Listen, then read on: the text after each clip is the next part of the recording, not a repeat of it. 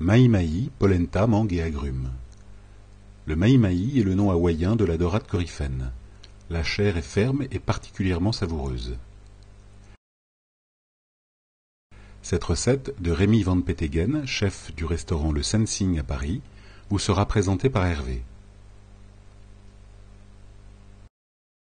Moi je pêche un peu, mahi-mahi pour moi c'est dorade coryphène. C'est exactement ça. Si on n'en trouve pas, parce qu'on n'en trouve pas partout, en dehors des pays un peu exotiques, on fait voilà, quoi avec? c'est très compliqué. Il ne faut pas hésiter à changer de poisson, mais par contre toujours rester dans le même... C'est un poisson avec une chair un peu ferme quand même. Voilà, tout à fait. Généralement, ce que je conseille, c'est d'utiliser de l'espadon. C'est un peu la même texture, c'est un peu, et ça permet aussi de tailler un peu de la même façon parce qu'on peut avoir des gros filets. Ou du mérou éventuellement, ça peut Ou du mérou également, ouais, ça ressemble un petit peu. Au niveau de la cuisson, c'est un petit peu similaire. Donc voilà, moi ce que je préconise, c'est ces deux-là. Ok. Alors, au niveau une autre question, c'est sur la polenta. D'accord. Polenta avec la mascarpone, du parmesan. C'est quoi la bonne technique pour avoir une polenta qui soit bien crémeuse et pas trop sèche, mais qui se tienne quand même? Parce que alors justement, il va faire des bâtons avec. C'est surtout au niveau du temps. En fait, la polenta, l'idéal pour cette recette, c'est de le faire la veille. D'accord. Comme ça, pendant toute une nuit, la polenta va être bien froide. Ouais. Pour couper, ce sera beaucoup plus facile parce qu'on aura quelque chose de très compact. Donc ça peut sembler un petit peu bizarre au début. Ouais. Mais en fait, une fois qu'on la colore et qu'on la met au four, tout le gras qui est à l'intérieur avec la mascarpone, le beurre, le fromage, va rendre onctueux l'ensemble. D'accord.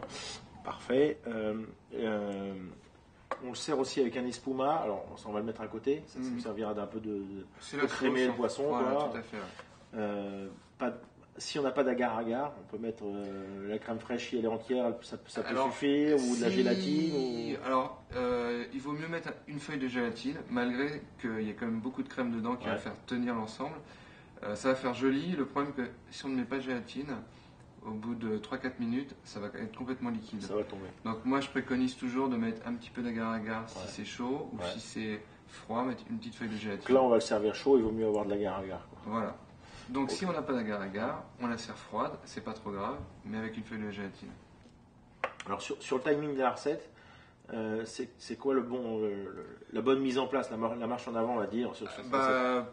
Pour une bonne réalisation, en fait, la polenta, quoi qu'il arrive, il faut la faire la veille. D'accord. Ça permet de gagner du temps, de ne pas avoir à faire ça le jour même. Comme ça, le jour même, on n'a plus qu'à la couper, la poêler et c'est fini. Okay. L'émulsion, si on la fait chaude, on la fait en même temps, dans la foulée. Pendant que le poisson cuit, on peut faire l'émulsion? Il vaut mieux faire d'abord l'émulsion avant, ça permet parce que si on fait quelque chose pendant que ça cuit, on ne peut pas surveiller la cuisson du poisson. On ne peut pas surveiller. Le poisson, ça va cuire 3-4 minutes. Ouais. Il vaut mieux ne rien faire à côté. Alors, une dernière question par rapport à ça, c'est qu'en termes de nombre de convives, parce que quand il y a des émulsions au niveau du dressage des assiettes, c'est quand même un peu compliqué si on n'est pas professionnel. Ça, c'est une recette qu'on peut limiter à quoi? 4, 6 personnes? Parce qu'au-delà, ça va commencer à être un peu... Pour 6 personnes, c'est bien, parce que quand on invite du monde, c'est toujours bien d'avoir un peu plus de monde. Au-delà de 6, ça va commencer à être un petit peu plus technique, un petit peu plus compliqué, surtout pour le poisson. Chaud en même temps. Le but du jeu, voilà, donc cuire pour 6 personnes, ça va. Le poisson, après, ça commence à être des quantités un petit peu plus...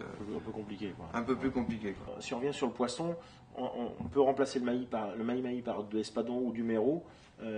Et on va demander, parce que souvent l'espadon il est servi en darne chez le poissonnier. Ouais, tout à fait. Il faut qu'on lui demande du filet. En fait, il faut essayer de trouver un poissonnier qui a un gros morceau d'espadon, parce que généralement ils reçoivent des gros morceaux qui coupent après en darne. Il faut essayer de leur dire, ou peut-être prévenir le poissonnier la veille ou l'avant-veille, de laisser justement l'équivalent de 6 darnes, mais qu'il le laisse entier. D'accord, donc ça permet de se retrouver avec un gros filet, comme un filet mignon. Un très gros bloc, et ça permet de tailler des beaux morceaux bien carrés, bien rectangles. D'accord. On le laisse dans la longueur, on va pas les tailler dans la longueur. On les taille pas dans la largeur, on les taille justement dans l'autre sens, dans la longueur. Okay. Le but du jeu, c'est d'avoir des beaux rectangles assez épais, justement. Okay.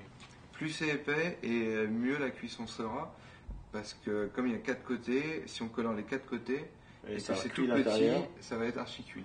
Ouais. Donc plus c'est épais, et plus ça devra prendre plus de temps pour les cuire, et plus ça sera moelleux et juteux à l'intérieur. Pour la cuisson de ces poissons, on va les poêler. Ouais.